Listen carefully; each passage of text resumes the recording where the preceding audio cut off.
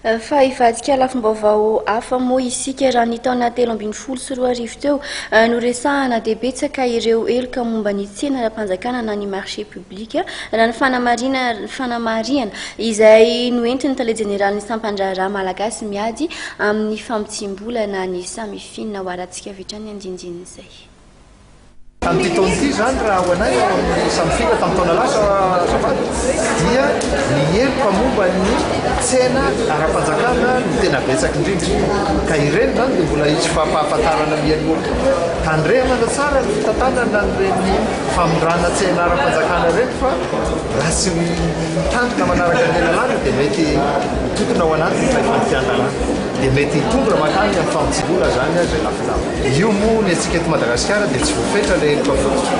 fa araka ny fifanarahana iraisam-pirenena natao tany Palerme tamin'ny taona 2000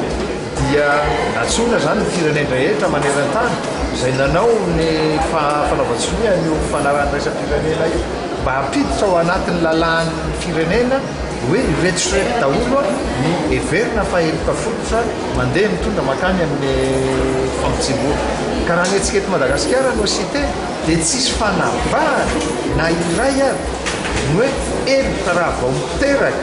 arena ilay izy na miteraka vola ho an'ilay olona nanao azy dia efa mitondra makany amin'ny famitsim-bola zany. Ary eto zany ny anaovako antso be diabe amin'ny mpandraharaha satria be diabe zany no mihevitra ny hoe zay tsy nanao famitsim-bola zany fa ohatra fotsiny zany raha manao heloka raketra, manao heloka ara-faditsenana, manao heloka ara-fanakalozam-bola vahiny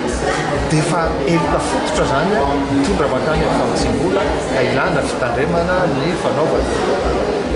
Be diabe mantsy ireo orinasa izay hitantaratra manao ny osoka amin'ny resaka bilan no tenenantsika azy amin'ny teny frantsay dia izay no naovanay fampatsiahivana mandrakarivany hoe aoka hitany fa ny an'ny firenekafa aloha ny azy ny ferany hoe zao no isan'ilay heloka fototra amin'ny resaka famitsim-bola fa ny antsika eto Madagasikara dia tsisy fanavahana ary tsisy fanavahana koa ny totalim-bola na ohatrinona rehefa heloka ny avian'ilay arena dia efa heloka fototra mitondra makany ny famitsim-bola.